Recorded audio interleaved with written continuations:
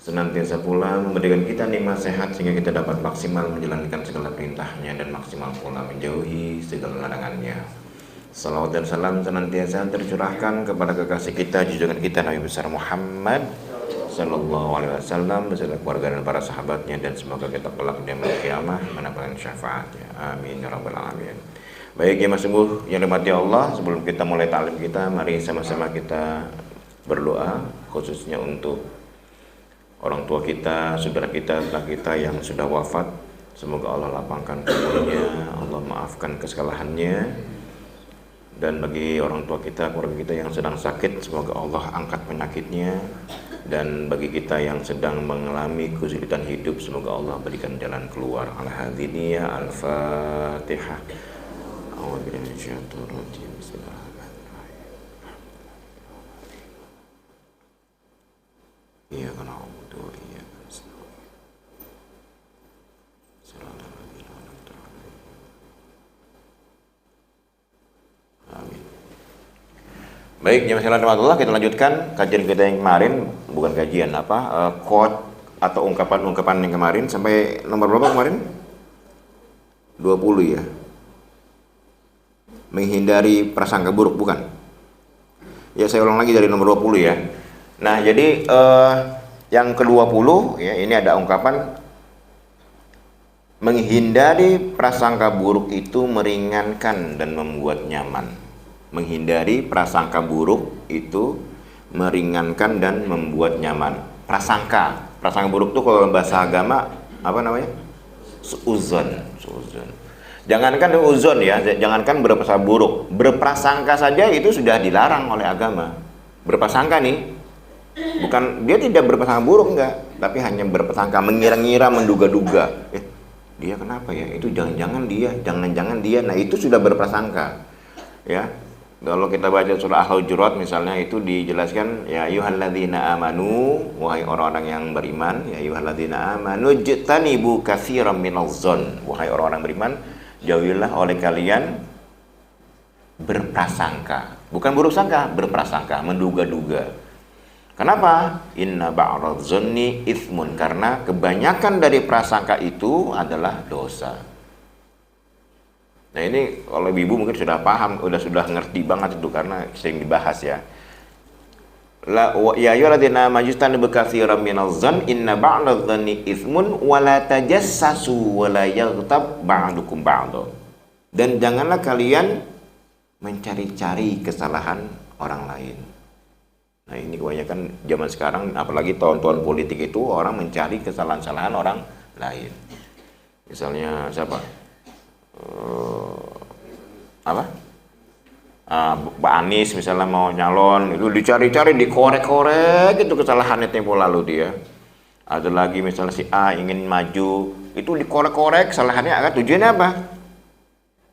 Ia membuat image agar masyarakat bisa terpengaruh. Jangan milih dia mah gini gitu. Nah, itu wala tajassasu, mencari-cari kesalahan orang lain. Wala yaghtab ba'dukum ba'dha. Nah, ini hubungannya dengan ada quote berikutnya. Jangan juga bergunjing ya. Nanti saya jelaskan setelah quote berikutnya. Nah, itu nomor 20. Jadi orang kalau dia tidak banyak prasangka pasti hidup tenang. Yang nggak tenang itu kan orang itu dia jangan gini ya. Ada orang misalnya nggak senyum aja, jangan dia sama saya gini. Jadi prasangka aja. Baru ada orang beli semen aja, jangan dia mau ningkatin mau ningkatin rumahnya.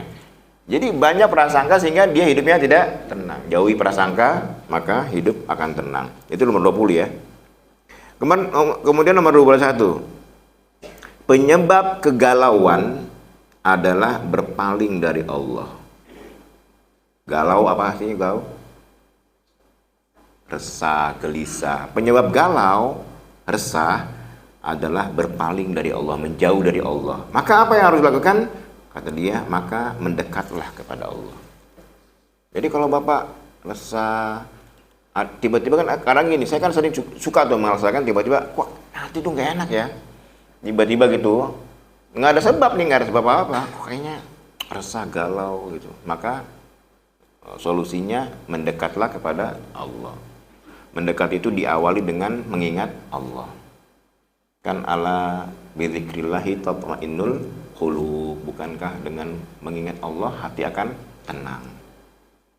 Galau, galau ini bahasa sekarang nih ya. Galau itu singkatan Bu, galau itu. Apa singkatan dari apa galau?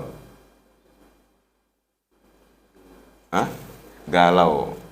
G, God, apa God itu? Bahasa Inggris, Tuhan. A-nya always. L-nya listening. Listen ya, always listen, galau. Apa tuh? Ya gitu deh. Galau. Jadi Allah itu, mengingat Allah itu membuat hati tenang. Pokoknya gini aja, ala bidzikrillahi tatma'innul qulub. Kita nggak tenang, gelisah tanpa sebab, apalagi tahu sebabnya kan. Tanpa sebab, kenapa ya? Udah ingat Allah aja.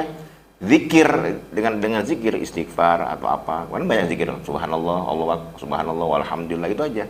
Sehingga hati itu plong ya. Jadi penyebab kegalauan adalah apalagi orang yang berpaling dari Allah, jauh gitu. Saya sangat yakin orang yang jauh dari Allah pasti hatinya nggak tenang. Banyak orang yang bergimang harta, banyak teman-teman cerita teman saya, dan saya banyak juga mendapatkan orang curhat gitu. Padahal kalau dilihat hartanya banyak, anaknya sukses gitu, kemudian mobilnya mewah, tapi gelisah dia. Ya karena mungkin dia tidak mendekat pada Allah. Sementara kan gini, ada istilah, makan di hotel yang mewah terasa tidak nikmat dibanding makan di pinggir sawah tapi dengan menu sederhana. Makan di hotel kan makanannya enak-enak Bu, ya kan? Tapi ada tuh nggak enak nih gitu. Ketimbang orang yang makan di pematang sawah dengan sambal sama garam doang gitu, ikan asin kecil-kecil tapi enak, lebih nikmat, ya kan? Nah itu kenapa? Karena dia tidak bersyukur, resah hatinya gitu kan. Nah itu bagaimana orang banyak harta nggak tenang ketimbang orang yang pas-pasan tapi tenang. Jadi alhamdulillah Pak, kalaupun misalnya kita makan cuma dengan sate, dengan ayam goreng, alhamdulillah bersyukur ya, walaupun uang banyak gitu. Ya ada ungkapan teman saya tuh, alhamdulillah kita masih bisa makan soto, sate, walaupun uang banyak. Walaupun uang banyak ya iyalah. Jadi harta tidak menjamin orang itu tenang hatinya ya. Korun misalnya nggak tenang dia hatinya Pak. Tiap hari pengennya pamer aja. Kalau nggak ada orang yang dimuji dia gitu, minta pertolongan sampai nunduk, dia nggak puas tuh hatinya. Padahal uangnya banyak, tapi dia nggak puas. Kalau nggak ada yang muji orang, kok orang nggak ada yang muji saya ya? Nggak ada yang minta tolong pada saya ya? Akhirnya dia keluar membawa kunci gudang hartanya itu digotong-gotong gitu. Dia pamer biar orang mengagumi dia ya itu. Baik, berikutnya. Nomor 22, sholatlah, ia akan ikut bersamamu ke alam kubur. Nah ini mungkin untuk kita hal biasa. Tapi quote seperti ini, ungkapan ini sangat cocok bagi orang yang sudah lupa akan sholat. Banyak kok orang Islam yang nggak sholat, banyak Pak. Banyak Bu. Kalau di warga kita RW 9 alhamdulillah lah, banyak juga ya. Banyak juga di warga kita orang yang tidak sholat, ya kemudian dia sholat di rumah ya. Tapi banyak orang Islam itu yang tidak sholat, terutama anak-anak muda sekarang.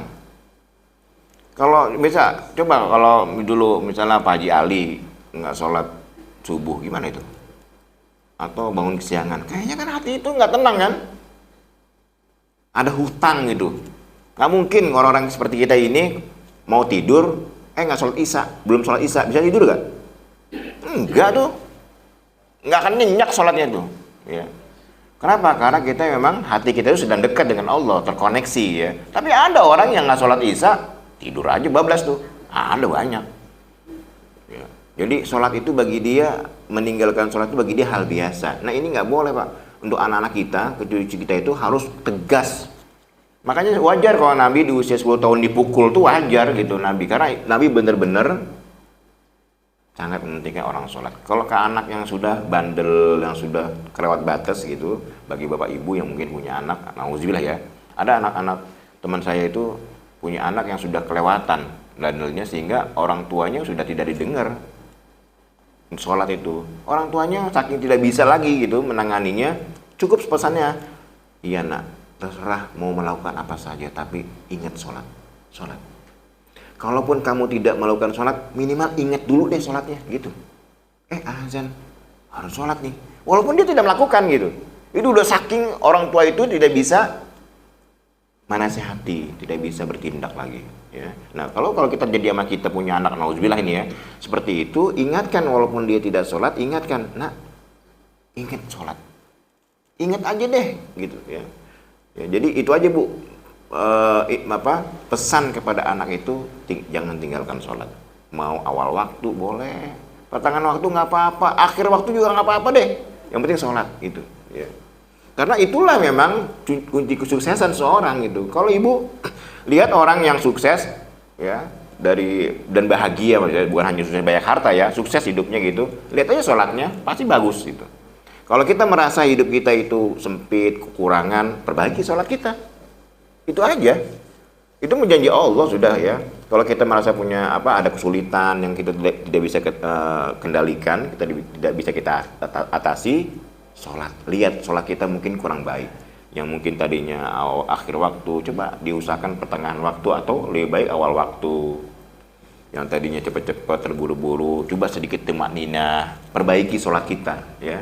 Karena setiap kita tidak ada yang sholatnya yang sempurna. Pasti nggak ada yang sempurna. Yang sempurna itu hanya Nabi. Yang khusyuk banget sholat itu pasti Nabi. Kita ini ya berusaha untuk bisa khusyuk. Bukan khusyuk, bisa baik sholatnya. Kalau khusyuk ya insya Allah kita khusyuk, karena tumanina kan. Karena kita sholat kan nggak ada yang terburu-buru nih. Tumanina itu adalah khusyuk.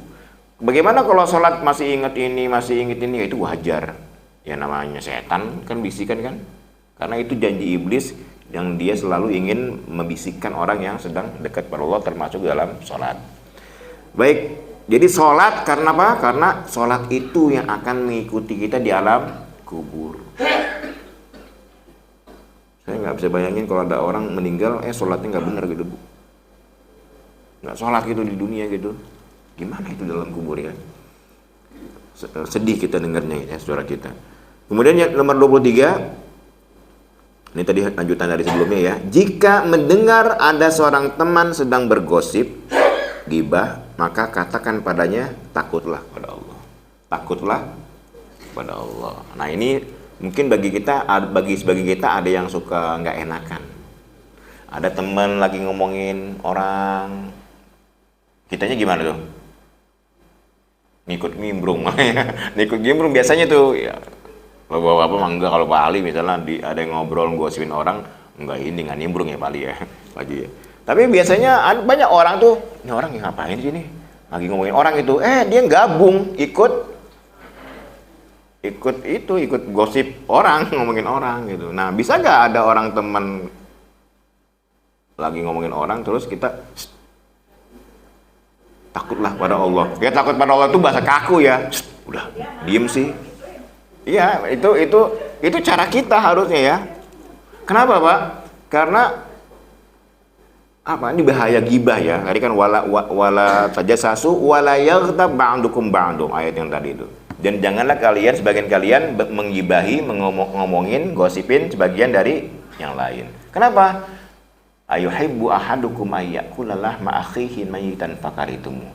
Tidakkah engkau suka memakan bangkai saudaramu sendiri? Jadi ngomongin orang itu dalam Al-Quran sama seperti kita makan daging bangkainya. Pasti fakaritumu, pasti engkau merasa jijik. Ya, itu bahasa sindiran. Tapi bahasa mudahnya, ketika seorang ngomongin orang lain, sesungguhnya dia yang ngomongin itu sedang memberikan pahalanya kepada orang yang diomongin. Makanya Imam Basri ya, saya pernah mengatakan lebih Bu. Imam Basri ketika ditanya, Syekh, si Fulan ngomongin engkau gitu. Katanya engkau tuh gini gitu. Nah Imam Basri yang mendengar itu bukannya kecewa, bukan ini. Dia marah pada orang yang ngadu itu. Kamu si fulan itu manahku tidak kena, kamu malah bawa panahnya nacepin ke aku gitu. Paham ya maksudnya? Jadi kan kalau bapak ada yang ngomongin nih, Pak Haji Asep ngomongin sama Pak Nanang, Pak Nanang nggak ada nih, kita omongin ya. Pak Nanang nggak ada nih misalnya nih kan, Pak Asep diomongin sama Pak Nanang, Pak Asep nggak tahu, ya udah aman-aman aja kan. Saya yang mendengar dari Pak Nanang ngomong ke Pak Haji Asep, Asep kemana kok Pak Nanang ngomong gini sih, katanya Pak Asep gini.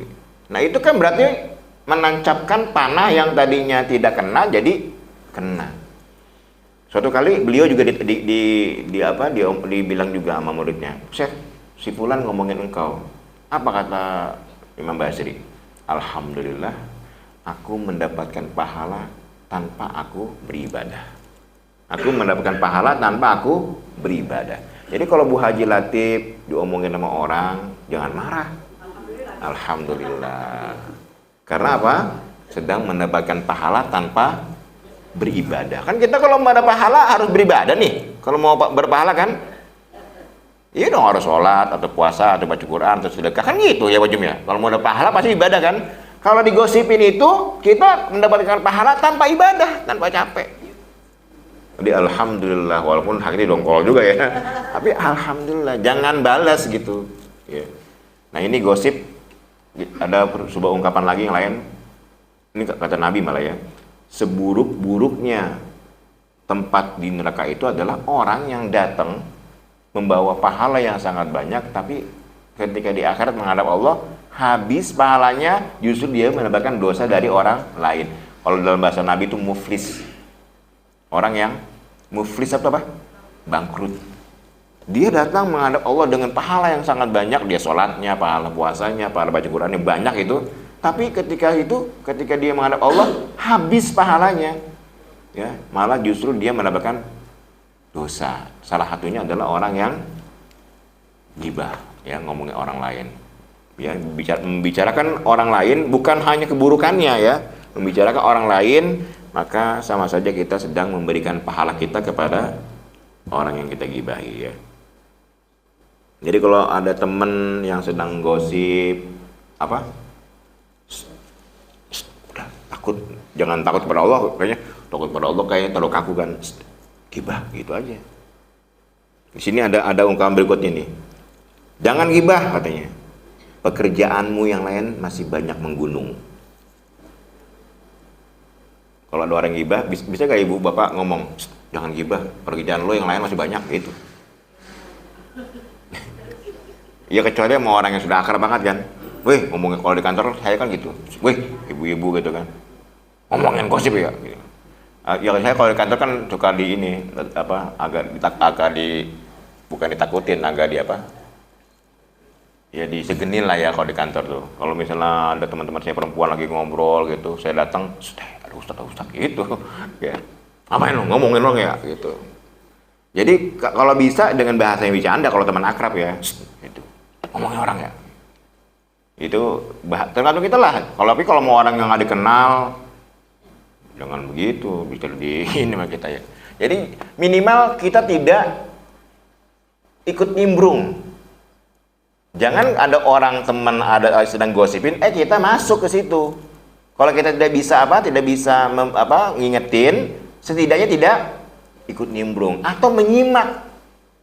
Kan ada orang yang nggak nimbrung tapi dengerin. Akhirnya gitu. Dia nggak ikut nimbrung, nggak ikut gosip, tapi nyimak aja.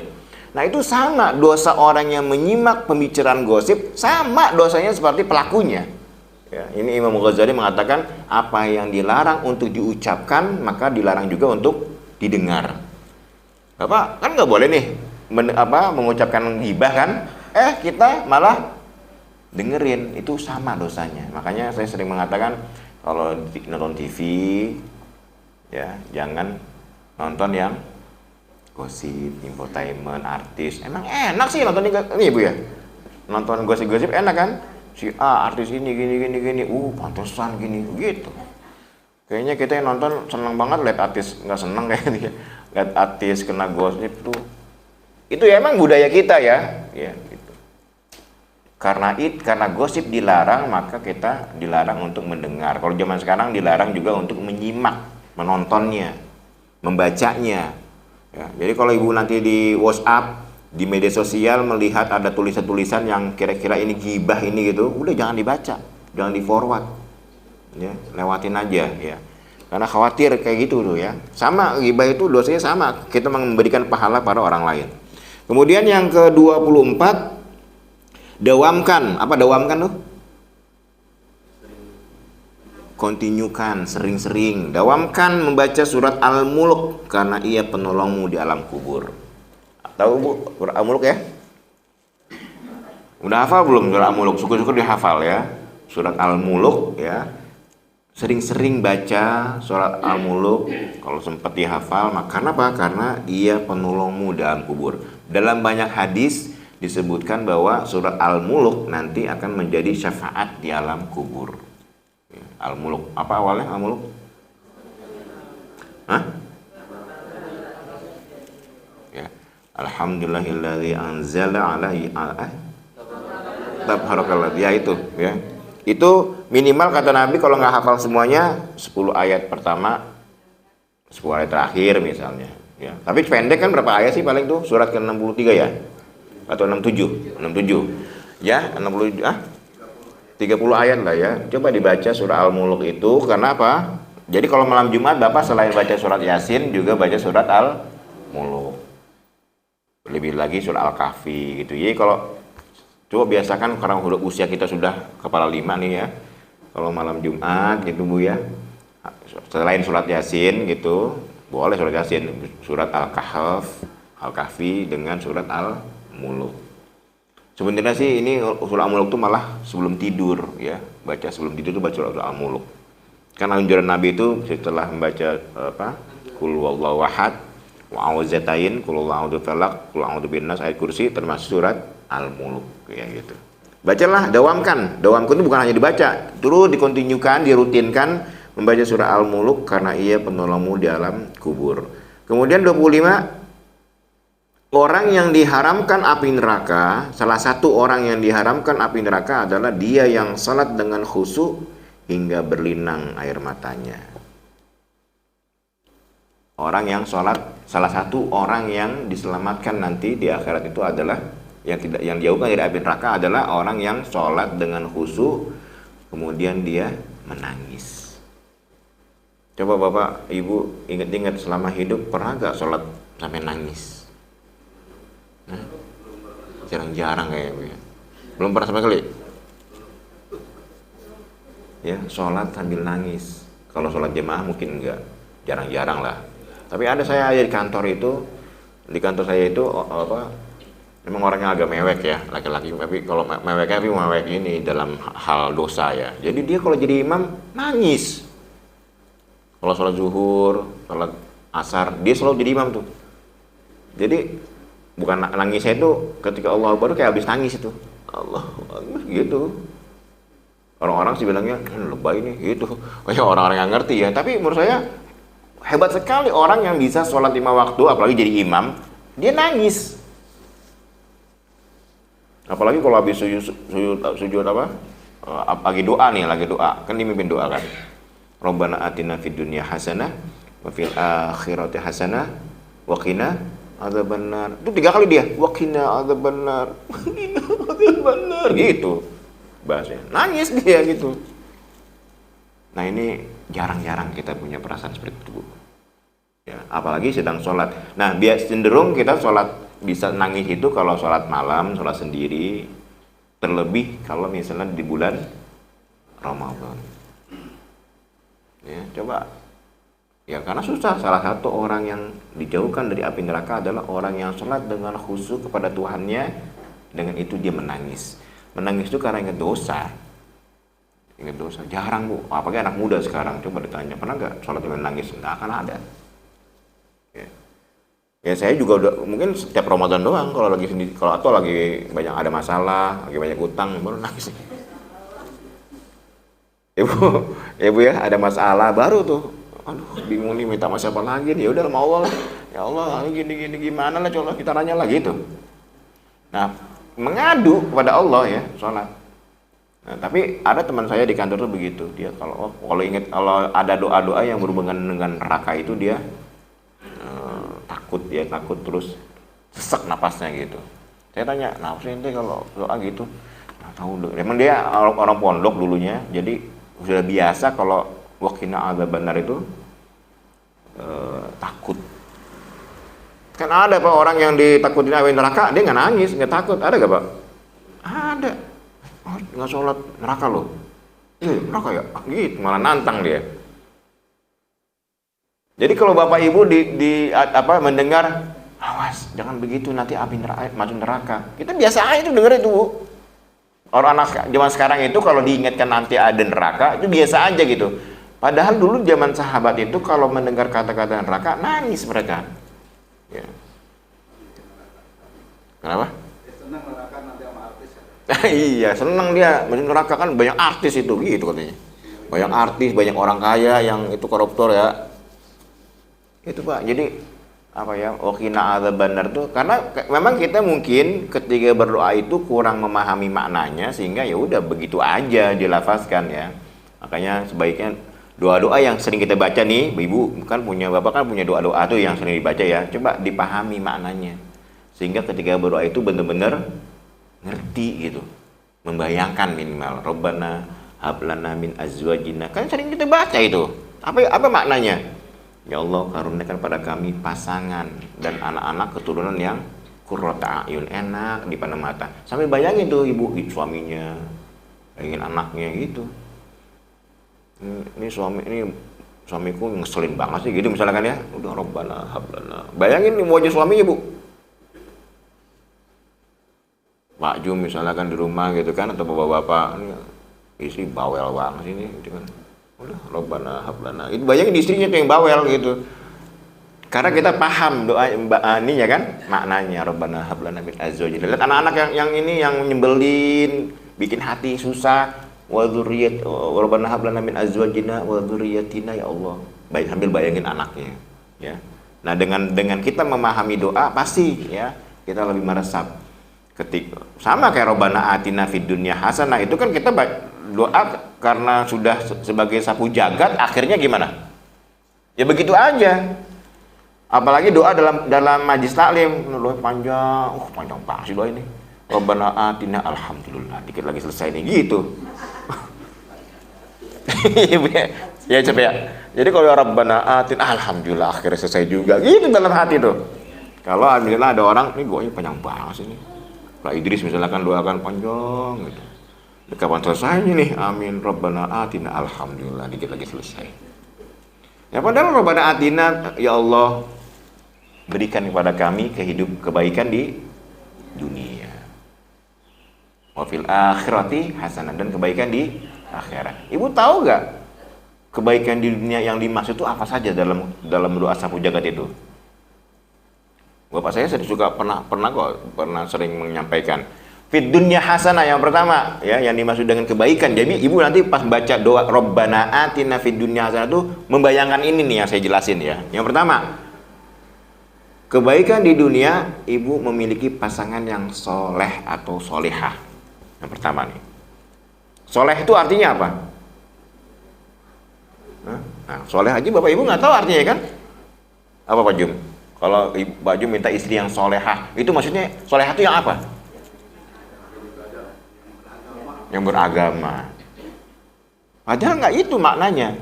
Soleh itu dalam secara bahasa artinya klop, cocok, itu soleh. Soleh itu artinya cocok, klop. Jadi kayak mur, ya ada ininya kan, ada apanya, baut ya. Itu klop, itu soleh itu namanya. Kalau klop itu pasti apapun, ini enak. Coba kalau misalnya murnya gede, ininya kecil, gimana? Ya oglak lah. Karena dia tidak soleh, tidak cocok. Tapi kalau cocok, ibu pengen A, suami, oh iya sama itu idenya, keinginannya. Kan ada misalnya ada yang kurang klop dalam hal-hal prinsip. Kalau misalnya dalam pendidikan anak, soal hobi itu pasti nggak mungkin sama kan. Tapi ada hal-hal dalam rumah tangga itu yang kita pingin begini, suami pengen, istri pengen. Nah itu klop tuh soleh, cocok. Ini yang pertama. Ya, kita mungkin sudahlah mendapatkan itu. Yang kedua, rizkun wasi'. Apa rizkun wasi'? rezeki yang luas. Jadi kita Rabbana atina fid dunya hasanah, ya Allah berikan, maksudnya dalam rangkaian itu bayangin minta suami pasangan yang soleh, kemudian rezeki yang luas, bukan rezeki yang banyak, bukan rezeki yang luas. Karena banyak orang yang punya hartanya banyak tapi tidak luas. Pak Sartono uangnya banyak tapi bisa jadi tidak luas.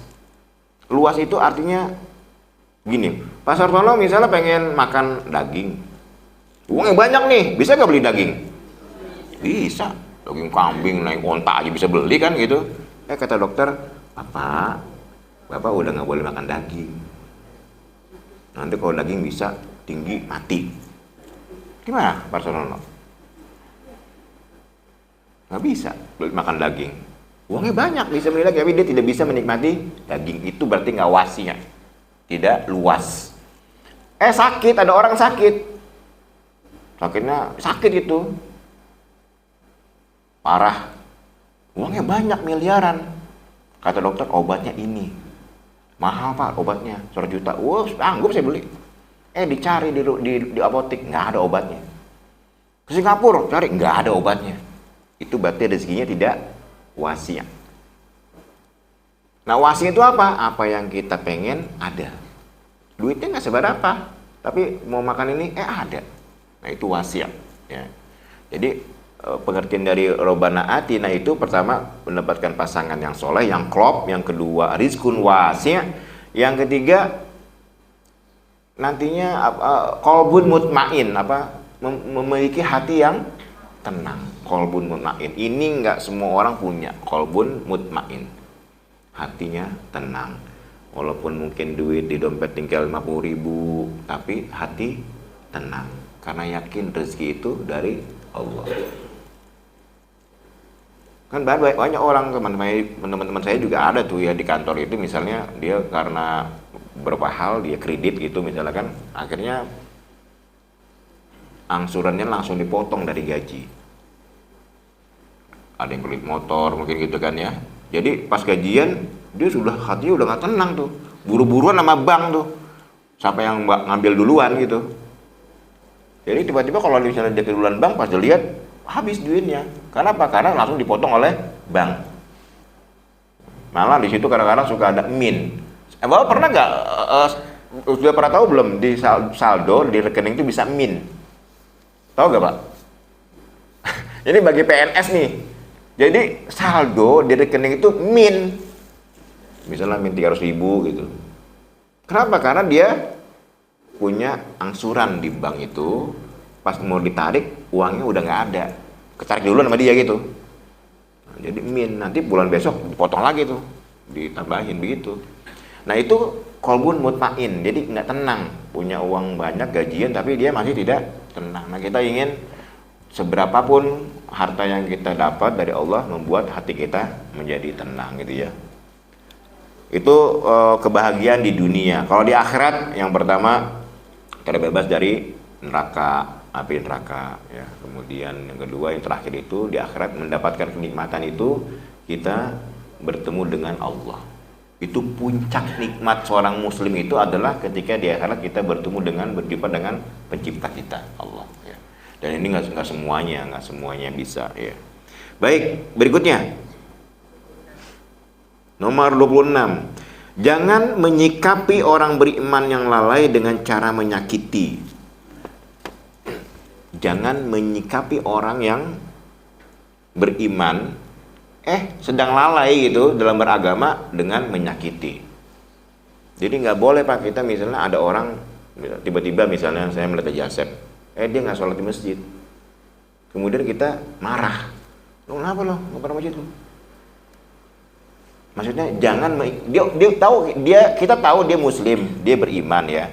Tapi ketika dia lalai misalnya berbuat maksiat, kemudian kita marah sama dia. Nggak boleh menyikapi orang mukmin itu, nggak boleh dengan marah. Walaupun ketika itu dia sedang berbuat maksiat, harus dengan cara yang santun. Karena ya namanya orang beriman itu kan bukan orang yang tidak bisa salah. Ya Bu ya. Orang yang beriman itu bukan orang yang tidak bisa salah. Bisa salah, sangat bisa salah. Orang yang bertakwa juga sangat bisa salah ya. Maka ketika ada orang yang kita anggap beriman, ustadz, kiai, berbuat salah, jangan kemudian dikecam. Orang bisa salah. Ya. Jangan menyikapi orang yang beriman, yang sedang lalai dengan cara menyakiti. Jangan pernah menyakiti orang yang orang yang beriman dan sedang lalai. Karena bisa jadi suatu waktu kita juga seperti dia, ya. Kemudian yang ketujuh, ini biar habis ya, biar hari ini terakhir, jadi minggu besok kita materi yang lain. Nomor 27, jadilah seluruh cintamu untuk Allah dan Rasulnya. Jadikan seluruh cintamu untuk Allah dan Rasulnya. Nah ini mungkin bagi kita mencintai Allah dan Rasul itu biasa-biasa aja sih.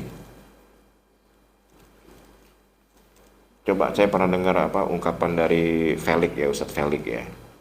Ketika ada ungkapan yang menghina Rasulullah. Bapak kalau misalnya Rasulullah dihina, digambar atau dihina oleh orang lain, gimana?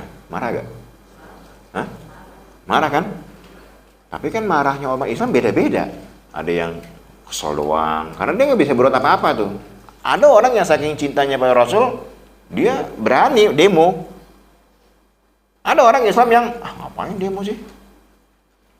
Nah itu dilihat dari kadar cintanya itu.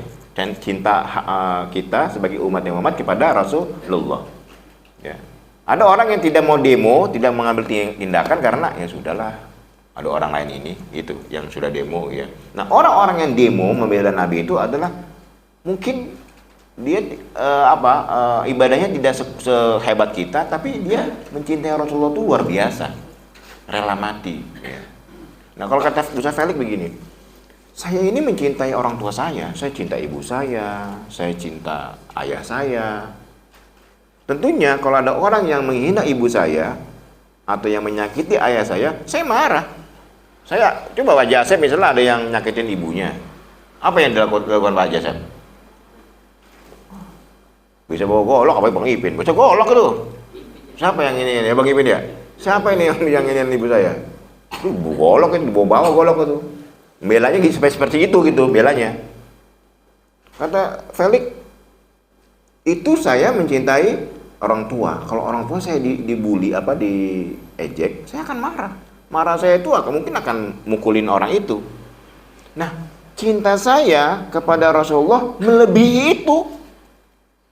Cinta saya kepada Rasulullah, pada Nabi Muhammad, itu melebihi cinta saya pada orang tua dan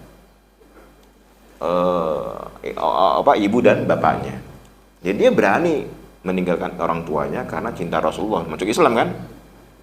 Walaupun orang tuanya mungkin kesal awal-awalnya gitu, dia tidak peduli. Dia cinta banget sama ibunya, bapaknya, tapi dia seakan-akan mengecewakan karena dia menjadi mu'allaf. Karena dia lebih mencintai Rasulullah. Jadi, nah umat selain Islam itu tahu bahwa umat Islam itu cinta Rasulullah, makanya dibikin masalah. Nabi dibuat kartun, dihina-hina gitu, mancing-mancing kemarahan umat Islam gitu. Nah makanya bagi orang-orang pejabat-pejabat ya itu jangan mudah, umat Islam jangan mudah terpancing dengan isu-isu seperti itu. Ya. Tapi kita sebagai umat Islam panas hati kita ketika melihat Rasulullah itu dihina ya. Itu cinta kita tuh Bu. Kalau ibu bapak misalnya ketika melihat Rasulullah dihina diem-diem aja gitu.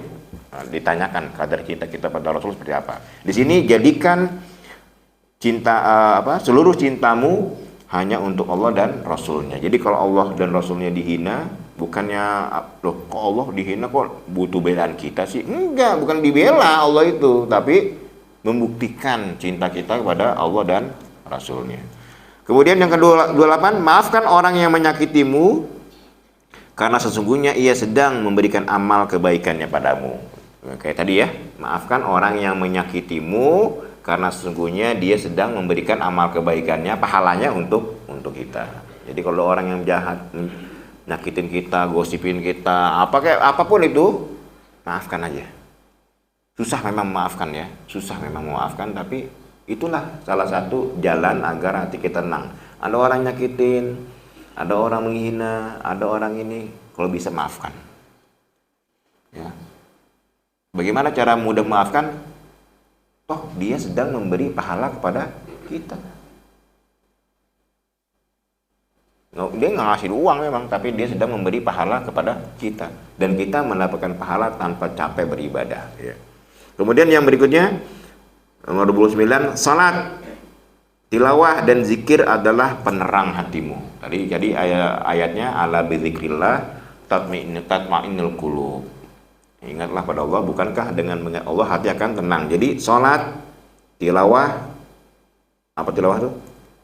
Baca Quran dan zikir adalah penerang hatimu. Jadi kalau kita merasa hati kita gelap, apa sempit, udah ya salat. Ya ayyuhalladzina amanu ista'inu bis-sabri was-shalah. Wahai orang beriman, minta tolonglah pada Allah dengan sabar dan salat. Jadi salat, baca Quran, zikir adalah penerang hatimu. Kemudian berikutnya nomor 30, siapa yang mengingat dahsyatnya siksa neraka, maka ia akan bersabar untuk tidak berbuat maksiat. Orang yang berbuat maksiat itu kan karena dia tidak tahu, lupa akan dahsyatnya siksa neraka. Siapa yang mengingat dahsyatnya siksa neraka, maka ia akan bersabar untuk tidak berbuat maksiat. Kalau kata Arifin Islam, saya pernah menyatakan apa? Berbuatlah maksiat di tempat di mana Allah tidak melihatmu. Kalau berbuat maksiat, berbuatlah di tempat yang Allah tidak melihatmu. Ada? Ya nggak ada, jangan maksiat gitu. Ya. Ide. Kemudian yang ke-31, selama malam berganti siang, maka rasa sakit akan hilang, kondisi kritis akan berlalu, dan himpitan hidup akan pergi. Jadi Pak, kalau matahari masih terbit, masih tenggelam, masih ada siang, masih ada malam, apa yang kita rasakan, sempit hidup, kekurangan, sakit, itu pasti akan berlalu. Kenapa? Karena yang namanya hidup pasti turun naik. Jadi kalau ini maksud saya, kalau Bapak sedang mengalami kesulitan hidup, yakin bahwa suatu saat pasti akan berlalu. Yakin. Asalnya tugas kita hanya usaha aja kok. Ya kan? Hanya usaha dan doa. Kalau masih ada kehidupan, pasti yang atas jadi ke bawah nantinya, yang ke bawah jadi di atas, pasti berputar, ya. Hari ini mungkin saat ini kita sedang ada di bawah. Suatu saat pasti Allah akan mengangkat kita dari kita. Ketika kita ada di atas, jangan lupa suatu saat pasti akan jatuh. Karena bumi itu berputar. Kemudian yang ke-32 yang tadi sudah saya sampaikan, jauhi gibah, pekerjaanmu yang lain masih banyak menggunung. Jangan gibah, pekerjaan kita yang lain masih banyak kok, milih gibah gitu. Masih banyak nih yang lain nih, ya.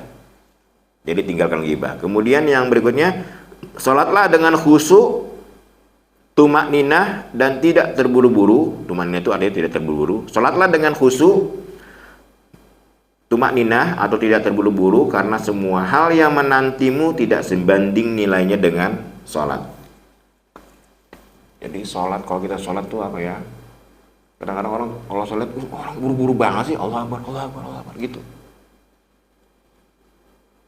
Karena apa? Apalagi kalau di orang-orang kantor, karena harus mengejar jam makan siang, sholatnya akhirnya Allah Akbar, Allah Akbar, Allah Akbar. Cepet-cepet gitu Bu.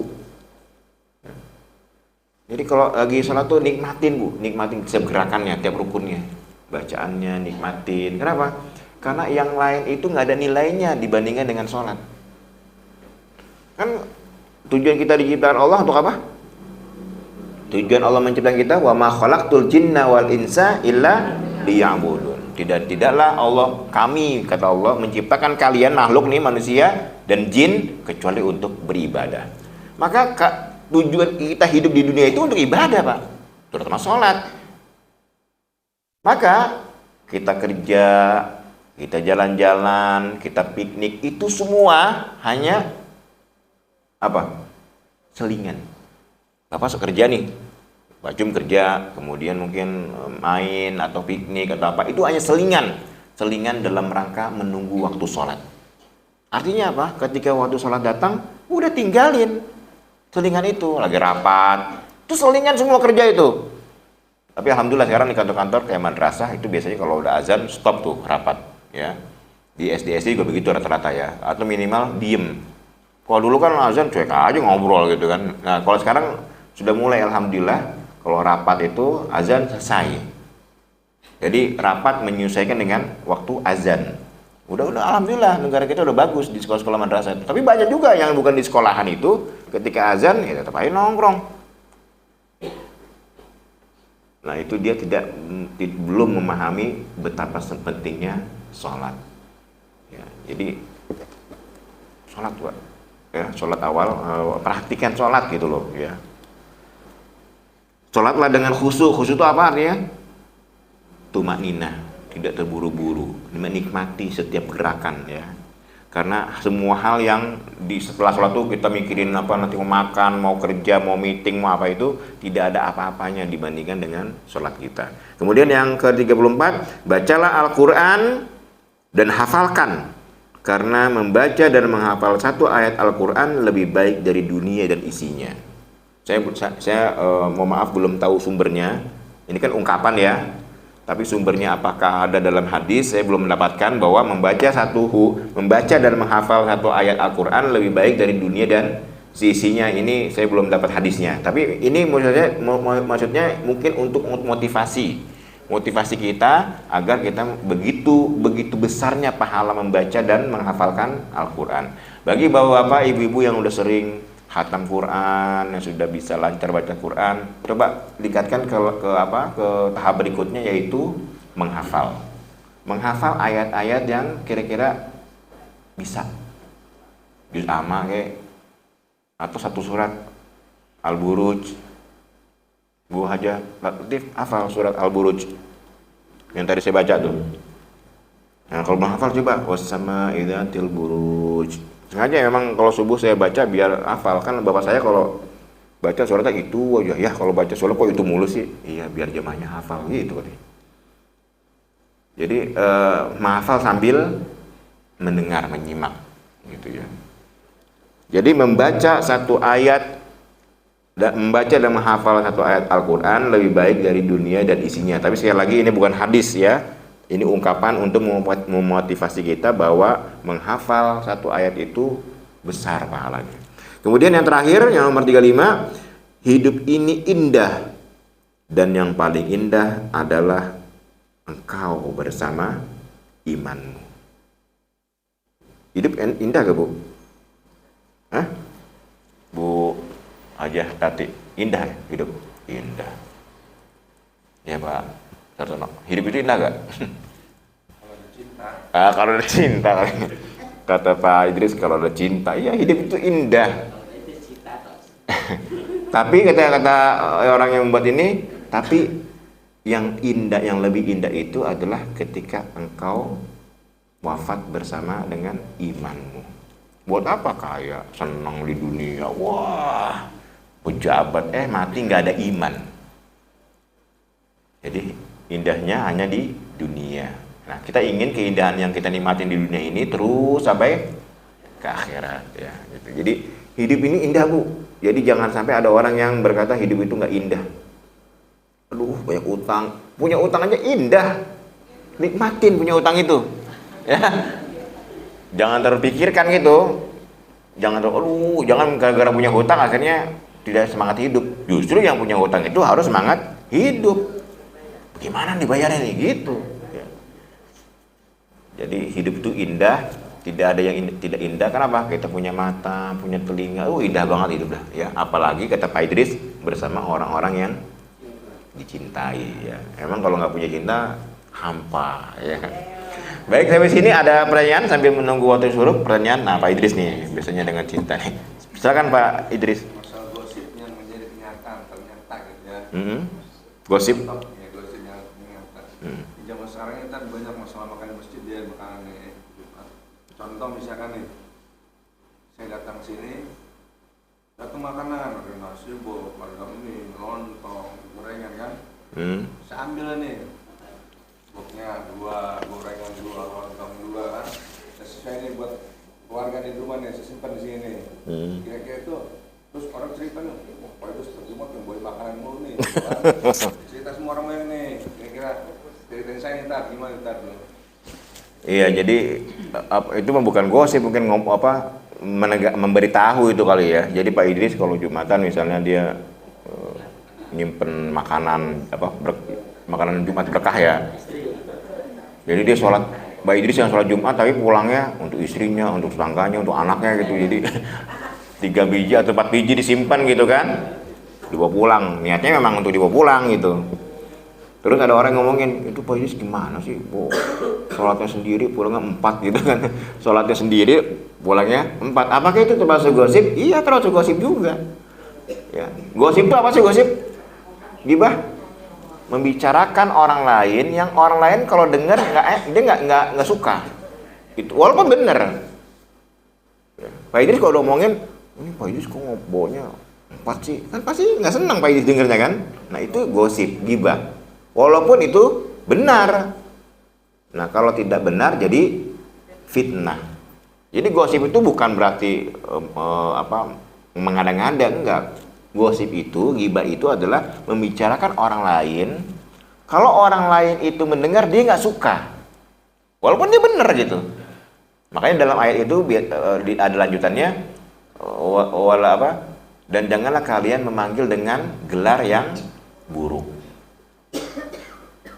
Wanatana mazubil alqob, jangan saling memanggil gelar dengan buluk. Walaupun gelar itu, walaupun mungkin itu ada ya dalam diri dia. Tompel, nggak boleh. Walaupun dia punya tompel. Pesek, walaupun dia pesek nggak boleh. Hitam. Kecuali kayak saya pernah mengatakan ke ibu, lakop itu orang yang dipanggil oleh kita itu memang diciptaan dia, ya. Memang dia senang, kayak sekarang kan artis ada yang Bopak namanya kan. Ada kan? Bapak kan enggak artis namanya Bopak. Itu emang dia buat sendiri, itu memang nama hoki bagi dia. Dia senang dipanggil dengan Bopak. Itu bukan gelar yang buruk. Tapi jangan sampai kita, kan kadang gitu sama anak kita suka manggil tuh, hitam, sini hitam, hitam, gitu ya. Jadi hitam tuh anak kita tuh ya. Jadi jangan memanggil dengan gelar yang buruk. Panggillah dengan kayak Nabi lah. Jangan bapak manggil istri mak lampir gitu. Tapi ada emang, saya pernah cerita teman saya pengawas itu, udah sekarang udah pensiun ya. Dia seneng kalau dipanggil sama suaminya mak lampir. Bener, ada. Ya usia pensiun sekarang mungkin usia udah 60 lebih. Mak lampir gitu kan. Dia seneng, karena apa? Karena mak lampir itu ungkapan cinta dari suaminya. Jadi sejarahnya mungkin kita nggak tahu lah sejarahnya. Pokoknya dia waktu pacaran itu selalu dipanggil mak lampir. Itulah yang membuat dia seneng. Ya, kalau Nabi kan, ya Humairah, wahai yang punya pipi merah. Kalau Pak Idris manggil istrinya? Lain. Manggil lain. Kayak tukang tambal ban. Lain. Ya coba panggil lah nanti ya, Pak Marzuki nanti manggil istri Bu Tati misalnya apa? Hai cinta gitu. Ya yang beb atau apalah ya. Nah, nanti kalau punya istri ya, carilah panggilan-panggilan yang baik, yang menyenangkan pasangan sehingga itu menambah cinta Pak Idris ya. Baik, udah ya, habis. Iya, baik. Sekali lagi. Untuk istri itu dimakan dosa nggak tadi? Apa? Tadi makanan tadi itu dibawa pulang tuh. Oh, enggak dosa, enggak. Jadi itu yang ini bukan soal dosa tidak dosa, karena kan orang menyumbang itu memang untuk dimakan. Permasalahannya yang dosanya itu bukan makannya, tapi membuat orang lain jadi nggak kebagian, itu yang dosa. Kalau makanannya halal ya, dengan Pak Idris ngambil 4, jadi Pak Jasep tolong nanti Pak Idris ini diawasin ya, jangan ambil 4 lagi ya. Ya jadi itu di mana-mana seperti itu. Tapi memang kan kita nyumbang memang ingin dimakan orang kan, daripada mubazir gitu, ya sudah dibawa ya untuk istri. Baik, udah habis. Udah, Pak Bu itu Bu Juju ada pertanyaan? 1 menit lagi. Belum, masih berapa menit lagi nih? Ya jadi ya, Nafan ada pertanyaan? Ya jadi barilah kayak Pak Amri ini kan ya. Panggilan yang sekarang dengan panggilan yang baru mungkin beda. Kalau dulu kan manggilnya gimana Pak Amri? Sama yang lama nih, yang almarhum Mak ya kan? Nah kalau sekarang Bunda. Humairah. Inilah, carilah awal-awalnya bercanda-bercanda gitu ya. Awalnya bercanda, lama-lama kebiasaan. Mungkin tadi yang tadi malampir tuh awalnya bercanda, tapi kok enak ya dipanggil malampir ya. Akhirnya dia senang, udah malampir aja katanya. Udah punya cucu dipanggil malampir, senang. Baik, jemaah sekalian, ini yang dapat saya sampaikan. Mari saya mengingatkan kita saling mendoakan ya. Karena yang kalau kita berdoa untuk orang lain pasti malaikat akan mendoakan kita. Kalau kita berdoa kan amin, amin. Kita yang amin kan? Tapi kalau kita mendoakan orang lain, malaikat yang mengaminkan ya, agar hajat kita, doa kita dikabulkan. Mari kita tutup dengan membaca kafaratul majlis. Subhanakallahumma wa bihamdika asyhadu an la ilaha illa anta astaghfiruka wa atubu ilaik. Mohon maaf atas kekurangan. Assalamualaikum warahmatullahi wabarakatuh.